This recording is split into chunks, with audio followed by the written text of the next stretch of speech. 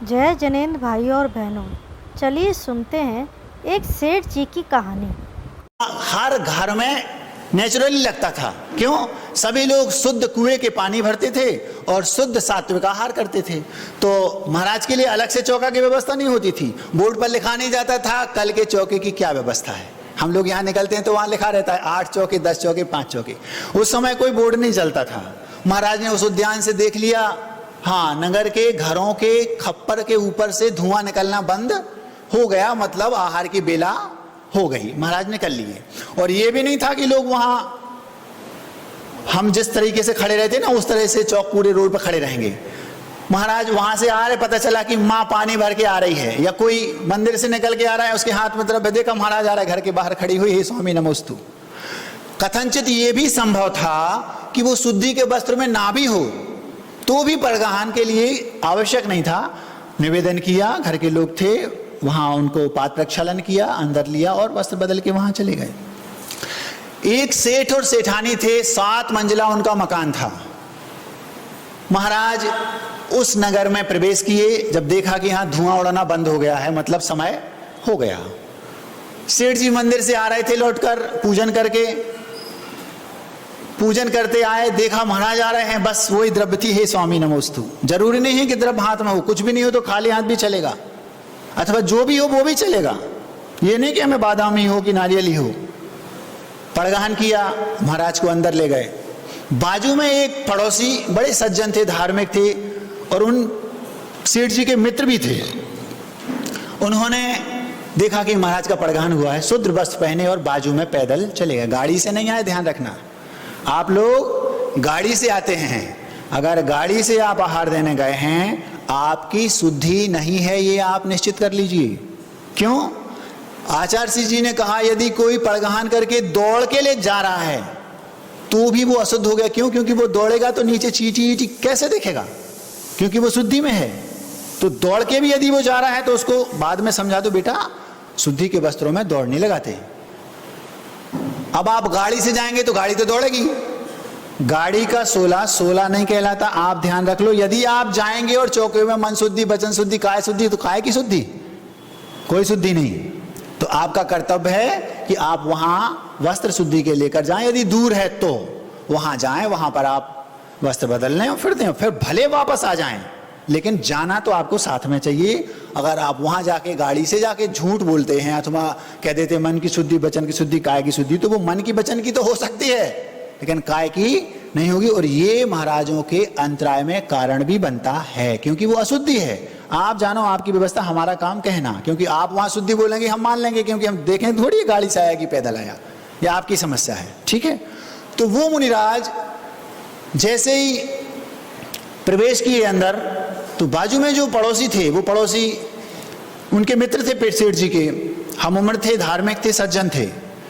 उनके पास पहुंचे पैदल और पैर धोए और अंदर जाकर उनके साथ आहार देने के लिए तैयार हो गए। पूजन के लिए वो सेठ जी बहुत पैसे वाले थे, संपन्न थे। तो जो थाली थी जिसमें महाराज के पैर धुलाना था वो सोने की थी, और उस सोने की थाली में मोती माणिक हीरे जड़े हुए थे। उसकी कीमत थी करोड़ों रुपए। क्यों? क्योंकि सेठ जी थे और सेठ जी की कोई संतान नहीं थी। 7 खंड का मकान है, करोड़ों की संपत्ति है, अरबों की, खरबों की, उन्हें खुद पता नहीं कितनी संपत्ति है, लेकिन संतान नहीं है। महाराज ऐसा कौन सा कर्म होगा कि उनके इतना सब है, संतान नहीं है? आज वर्तमान में जिन्हें केवल एक संतान चाहिए और उन्होंने एक संतान उनके हो गई, पढ़े लिखे हैं, एक से ज्यादा नहीं चाहिए। क्यों? क्यों? उसने सफाई नहीं दी। उस समय सफाई देती तो गलत मानी जाती। उसने कहा मुझे कोई सफाई नहीं देना। यही हुआ। उन जो मित्र थे उन सेठ जी के, उन्होंने कुछ नहीं कहा। मैं क्या कहूं, दुनिया ये हर चोर ये बोलता है कि मैंने चोरी नहीं की, मैं बोलूंगा ये मानेंगे थोड़ी। वापस देते हो थाली कि सेठ जी ने बोले या फिर मैं पुलिस को खबर करूं। कुछ भी नहीं कहा। उन्होंने पुलिस को बुलाया और वो धार्मिक व्यक्ति थे। शाम को पंडित जी ने, उन्होंने, सेठ जी ने मंदिर में सभा बुलाई और सबके सामने बोल दिया ऐसा ऐसा करते हैं लोग। वो व्यक्ति बदनाम हो गया। क्यों? उसने कोई जवाब नहीं दिया, बदनाम हो गया। सारे लोग उसको देख के, देखो ऐसा होता है, धोती पहनते हैं, पूजन करते हैं, स्वाध्याय करते हैं, आहार दान देते हैं, लेकिन ऐसा करते हैं दूसरे के चौके में जाके चोरी करके आ जाते हैं। किसी को उसने कुछ नहीं कहा, पुलिस ने उसको एक आध दिन बंद भी रखा, दंड भी दिया, लेकिन कुछ नहीं कहा। 1 महीना बीत गया, 2 महीने बीत गए, 3 महीने बीत गए, 4 महीने बीत गए, 6 महीने बीत गए। 6 माह बाद ठंडी के दिन जब आए तो सेठानी को बहुत ठंड लग रही थी। अपने घर की छत की 7वीं मंजिल पर जब वो पहुंची धूप सेंकने के लिए, तो वो थाली वहां पड़ी थी। हक्का बक्का रह गई, काटो तो खून नहीं, दिमाग खराब हो गया, ये थाली यहां कैसे आ गई। और सबसे बड़ी बात, मैंने उनको, जो हमारे पति के मित्र थे, इतने सज्जन थे, सहिष्णु थे, समझदार थे, हम लोग उनको इतना मानते थे, उनको हमने दोष लगाया। और सबसे बड़ी बात, उन्हें एक बार भी ये नहीं कहा कि मैंने चोरी नहीं की, और थाली यहां है। हुआ क्या, एक पक्षी था, उसने सोचा मोती है, उस थाली में जो मोती लगे थे उसने अपनी चोंच में दबाया और उड़ के ऊपर ले गया। वहां जाकर उसने छोड़ दिया, कुछ नहीं, थाली वहां पड़ी रही, कोई जाता नहीं था छत पे, 7वें खंड पे कौन जाएगा। अब घबरा गई, अब क्या करें। सेठ जी को बुलाया, सेठ जी वो थाली तो यहां पड़ी है। जैसे ही सेठ जी ने थाली देखी, सेठ जी के प्राण हिलने लगे, क्या करें। उसको दुख इस बात का नहीं हो रहा था कि थाली यहां है, उसको दुख इस बात का हो रहा था, अब हम अपने मित्र के सामने कैसे जाएंगे, उससे हम कैसे कहें कि आपने इतना बड़ा त्याग किया और कुछ भी नहीं कहा आपने।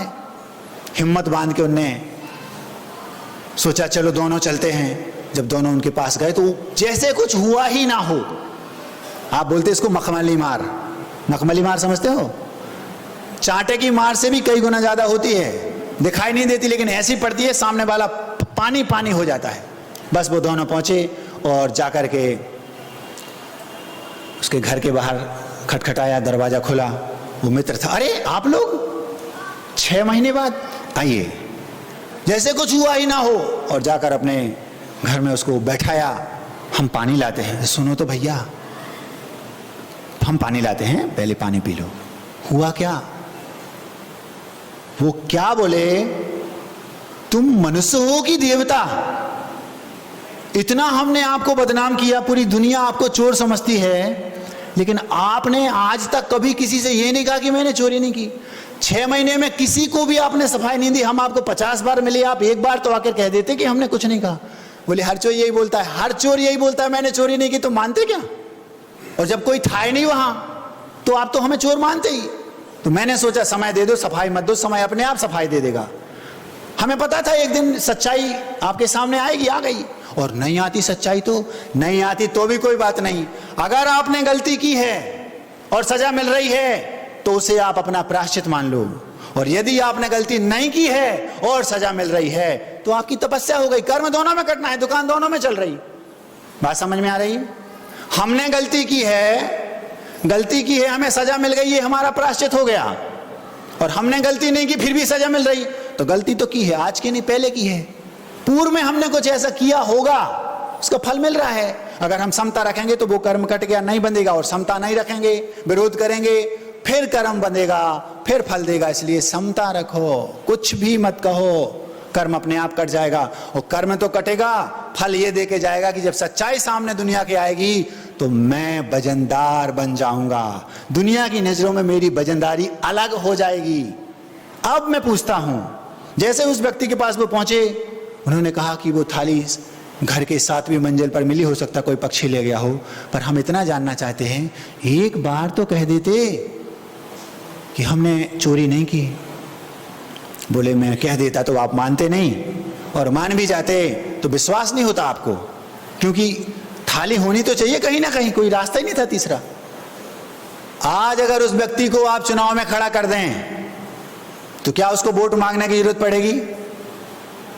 उस व्यक्ति ने कुछ नहीं किया, केवल समता रखी और किसी को कुछ नहीं बोला। दूसरे दिन सेठ जी ने फिर सभा बुलाई शाम को मंदिर में, और सबसे कह दिया ये व्यक्ति मानव नहीं देवता है। क्योंकि स्टैंडर्ड मेंटेन करके चलना है ना। अब किसी असावधानी के कारण मान लो गर्भ में दूसरी संतान आ गई, तो क्या करेंगे, सिंपल गर्भपात करा लो। हो सकता है उन सेठ जी ने, सेठानी ने अपनी एक दूसरे की अनुमति से पूर्व के जन्म में ऐसा किया हो। कर्म बांधा है तो फल देगा। महाराज हम तो बहुत धार्मिक हैं, दोनों पति पत्नी हमेशा चौका लगाते हैं, आहार दान देते हैं, ऐसा कैसे हो गया? इस जन्म की आपकी गलती नहीं है, लेकिन गलती तो आपकी ही है, आपने ही कुछ ऐसा किया होगा। हमने प्रायः देखा, लोग दुकान खोली, वहां देखा तो चूहे ने 10-12 बच्चे दे दिए। अपनी आंखों से मैंने देखा, लोगों ने झाड़ू में उसको उस पर लिया और बाहर जाके रोड पर फेंक दिया, कुत्ते आए खा के भग गए। आपको पता नहीं, आपने जो कर्म बांधा वो हंस हंस के बांध लिया, जब आपको वो फल देगा तो रो रो के नहीं कटेगा, ध्यान रखना। ऐसा कुछ उन पंडित जी ने, सेठ जी ने, सेठानी ने किया होगा। 7 मंजिल का मकान, अरबों की संपत्ति, अत्यंत धार्मिक इस जीवन में, लेकिन कर्म पूर्व का होगा। महाराज कर्म इतने धार्मिक थे, उनको नहीं छोड़ता। अरे उनको क्या, महाराजों को नहीं छोड़ता। महाराज क्या, आचार्य महाराज को नहीं छोड़ता। आचार्य महाराज क्या, तीर्थंकर को भी कर्म नहीं छोड़ता। महाराज जी कैसे? पारसनाथ भगवान तीर्थंकर थे कि नहीं? कमठ ने उपसर्ग तीर्थंकर थे, उन्हीं उसी भाव में तीर्थंकर थे ना, किया कि नहीं? वो बात अलग है कि उनने उसको किस तरीके से सहा और उनने जो कष्ट उनको दिया उसको भी उन्होंने उसका सदुपयोग करके और मुक्ति पाली, वो अलग बात है। केवल को प्राप्त कर लिया, वो अलग बात है, लेकिन उपसर्ग तो हुआ। तो तीर्थंकर को भी कर्म नहीं छोड़ते। आप किस खेत की मूली हैं?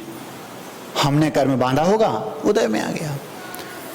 जब पाद प्रक्षालन हो गया, महाराज का आहार दान देना आरंभ हो गया, दोनों सेठानी गदगद और वो जो पड़ोसी थे वो भी गदगद, और महाराज तो अपने आनंद से आहार ले रहे थे। जैसे आहार पूर्ण हुआ तो आप लोगों ने ये देखा होगा कि जब पाद प्रक्षालन करते हैं आहार के पहले, तो पाद प्रक्षालन के बाद वो जो थाली है वो आप लोग क्या करते हैं, उसको जैसा का जैसा उठाया, गंदुदक लिया और बाहर जो छत रहती है उस पर रख दिया। अब उसमें मक्खी गिर जाए, मच्छर गिर जाए, ये विवेक नहीं रखते। क्यों? उसमें पानी भरा है। हमने तो यहां तक देखा कि लोग उसी थाली में जाके अपने हाथ धोते रहते हैं। आपको इस चीज का विवेक रखना चाहिए। विवेक क्या है महाराज, आप सब जानते हैं। दूसरा, खुला पानी छोड़ देंगे, भले वो गंदुदक है लेकिन है तो पानी, तो उसमें क्या होगा, मच्छर मक्खी गिरेंगे। 2 इंद्री कोई जीव, 3 इंद्री 4 इंद्री भी गिर सकता है, 5 इंद्री भी आगे मर सकता है, कोई बड़ी बात नहीं। तो इसका आपको विवेक रखना चाहिए। और उसमें हाथ धोने का तो सवाल ही नहीं, क्योंकि गंदुदक है। उसको उठा के उनने बाहर रख दिया। आहार हो गए। आहार होने के बाद उन भाई से कहा, सेठ जी तो महाराज को छोड़ने जाने वाले थे, इतने में भैया भोजन आप यहीं कर लो। नहीं, हम तो हमारे घर में हमारी पत्नी ने भोजन बनाया है, हम भोजन जाके वहीं करेंगे। और महाराज के निकलने से पहले ही नमोस्तु किया और निकल लिए। महाराज को सेठ जी छोड़ने चले गए, लौट कर आए। इतने में सेठानी ने देखा कि वो थाली जो करोड़ों की थी वो गायब है। सेठ जी थे, सेठानी थे और वो भैया थे और महाराज थे। सेठ जी अपने साथ महाराज को ले गए। महाराज के पास कोई थैला तो है नहीं,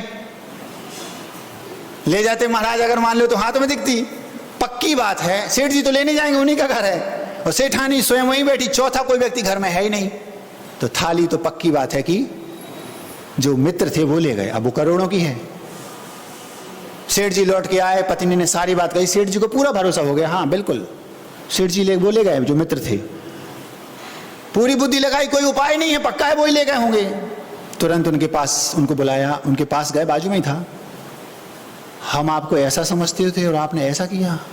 जैसे ही उसने उनसे कहा कि आपने ये किया है, वो कुछ भी नहीं बोले, चुप रह गए।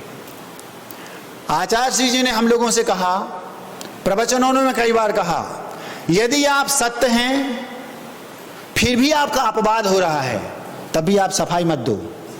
समय दे दो, समय अपने आप सफाई दे देगा। और जिस दिन समय सफाई देगा उस दिन सामने वाला आपकी आंखों से आंख नहीं मिला पाएगा। वजनदारी बढ़ने का पहला फंडा है ये। आप अपनी वजनदारी बढ़ाना चाहते हैं तो सुनते जाइए। उन्होंने कोई जवाब नहीं दिया, सिर नीचा कर लिया। सिर नीचा मतलब मौनम सुकृति लक्षणम। पंडित जी, मौनम मतलब उनने मौन रहे, कुछ नहीं कहा। इसका मतलब है पक्की बात है, आपने चोरी की, थाली आप ले गए। उन्होंने कुछ नहीं कहा, 2-4 बार बोला वापस दे दो नहीं तो पुलिस को बोल दूंगा। कुछ भी जवाब नहीं दिया। क्यों? मैं सफाई देना नहीं चाहता। यदि मैं सफाई दूंगा इसका मतलब है कहीं ना कहीं गंदगी है, जब तो हम सफाई कर रहे हैं। सफाई दे रहे हैं इसका मतलब गंदगी है। आचार्य श्री बोलते कभी सफाई मत दो, समय दे दो, समय अपने आप सफाई देगा। और जिस दिन समय सफाई देगा सामने वाला आंखों से आंखें नहीं मिला पाएगा। सीता के साथ यही हुआ। राम को दोष नहीं दिया, हमारे कर्मों का दोष है। कृतांत वक्त जाओ और राम से कह देना, दूसरों के कहने पर जैसा तुमने मुझे छोड़ दिया वैसा दूसरों के कहने पर धार्मिक को नहीं छोड़ना। बस इतना कह देना, ये मत कहना कि सीता को कोई दुख है। कोई दुख नहीं मुझे। उसने अपने कर्म को दोष दिया और सहा, समय दिया, समता रूपी ब्रह्मास्त्र चलाया।